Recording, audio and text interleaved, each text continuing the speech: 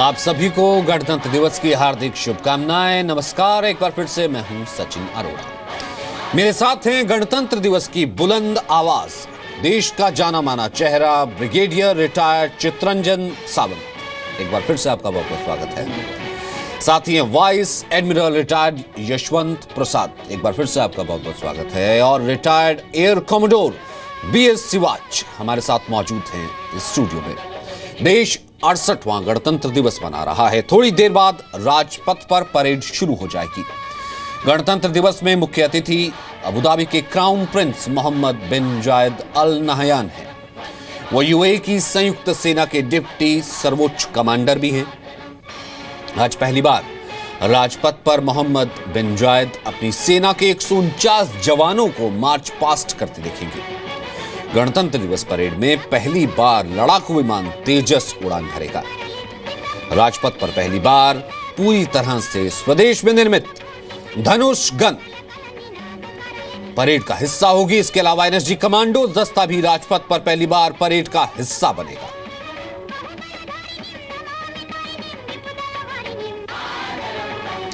दिल्ली में राजपथ पर गणतंत्र दिवस समारोह थोड़ी देर में शुरू होगा। आपसे थोड़ी देर पहले दिल्ली में बीजेपी मुख्यालय में पार्टी अध्यक्ष अमित शाह ने गणतंत्र दिवस पर झंडा फहराया। पार्टी नेताओं और सुरक्षा कर्मियों को मिठाइयां खिलाई।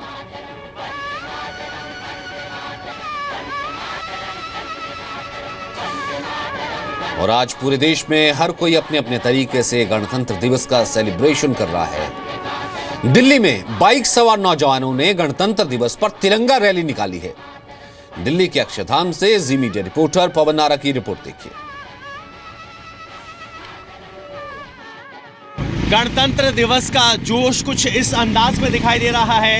ये वो बाइकर्स हैं जो तिरंगा लगाकर निकले हैं और ये सैकड़ों की संख्या में हैं। जहां तक नजर जाए, अक्सर आपने शनिवार और रविवार को इस तरह के बाइकर्स ग्रुप को देखा होगा, लेकिन आज इसमें खास बात यह है कि सबने अपने साथ तिरंगा लगाया है और तिरंगा लहराते हुए बाकायदा हेलमेट पहनकर तिरंगा लहराकर मार्च कर रहे हैं। सड़कों पर अपने गणतंत्र दिवस को मना रहे हैं। सबसे बड़ी बात ये कि सभी स्पीड लिमिट्स में हैं, बाकायदा हेलमेट लगाए हुए हैं और इस तरह से ये अपने हिस्से का गणतंत्र दिवस कुछ इस अंदाज में मना रहे हैं। कैमरामैन शेर सिंह के साथ पवन नारा, जी मीडिया, दिल्ली।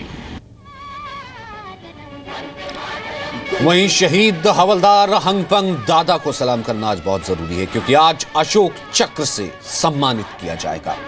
अशोक चक्र देश का शांति काल में दिया जाने वाला सर्वोच्च सैनिक सम्मान है। यह सम्मान युद्ध काल के दौरान दिए जाने वाले परमवीर चक्र के समकक्ष माना जाता है।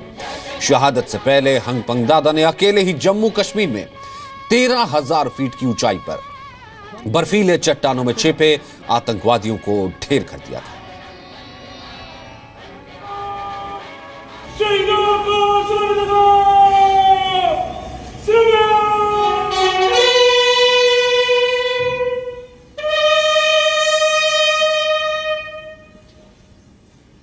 शहीद हवलदार हंगपन दादा।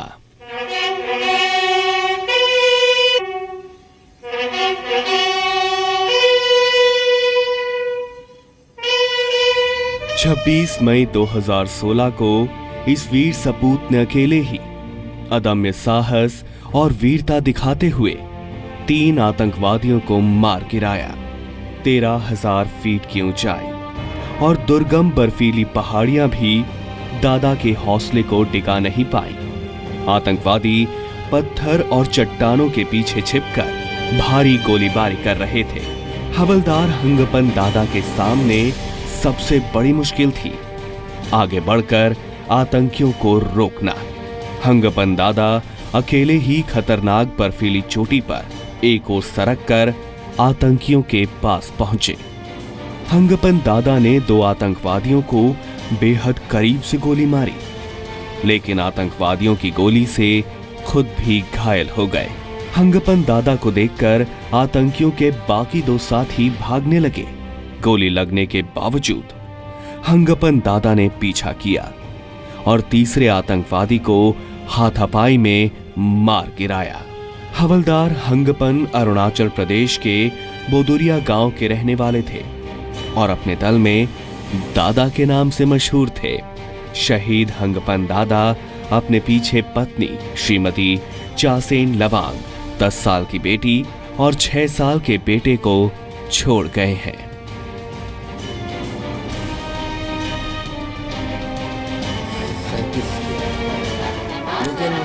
अशोक चक्र से सम्मानित किए जाएंगे हंगपन दादा और साथ ही साथ अब 4 पैरा के 9 जवान और 9 अफसर जिन्होंने सर्जिकल स्ट्राइक का जो हिस्सा बने थे उन्हें भी सम्मानित किया जाएगा।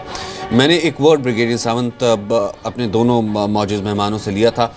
ये कितना इम्पोर्टेंट जिसके बारे में जिक्र किया जा रहा था, एक तरफ तो हमारे लिए ये मैटर ऑफ प्राइड इस साल जो रहा, सर्जिकल स्ट्राइक जो हमने किया, दुश्मन को हमने दिखाया कि हमारी ताकत क्या है, और न केवल सर्जिकल स्ट्राइक बल्कि उन शूरवीरों को इस बार सम्मानित भी किया जा रहा है जिनकी अगुवाई में भी ये हुआ।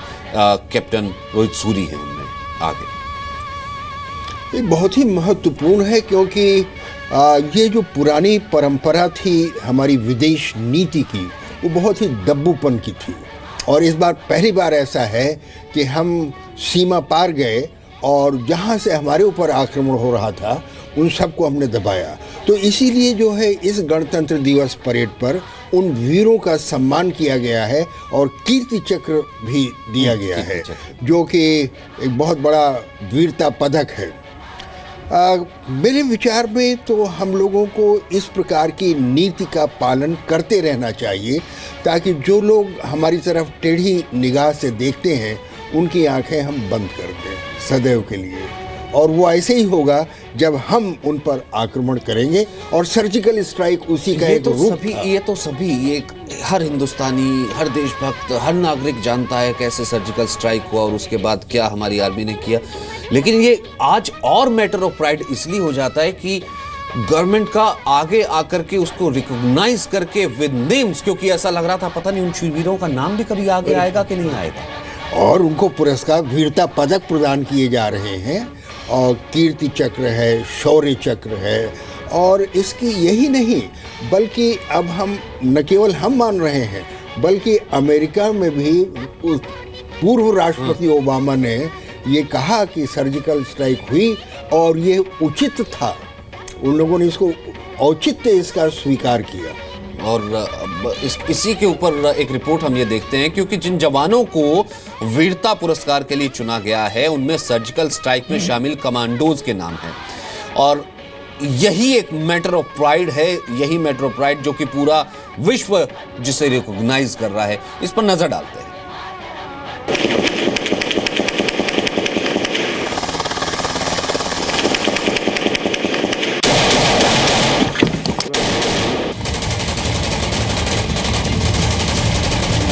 सर्जिकल स्ट्राइक के नायकों का सम्मान।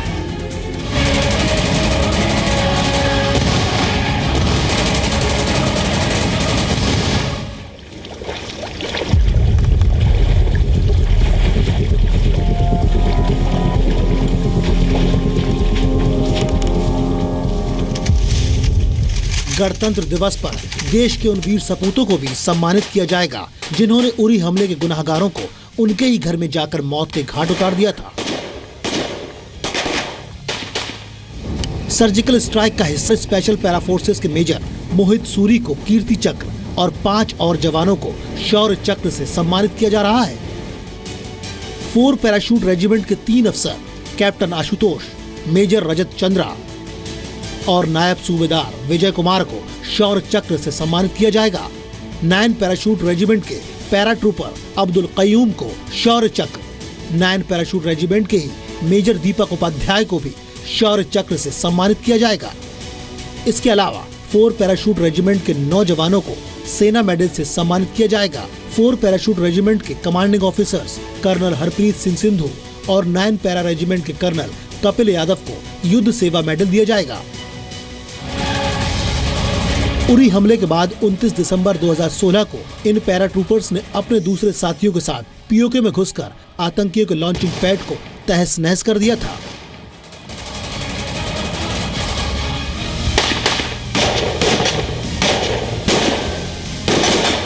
आमतौर पर किसी बड़े आतंकी हमले को रोकने के लिए सर्जिकल स्ट्राइक का सहारा लिया जाता है।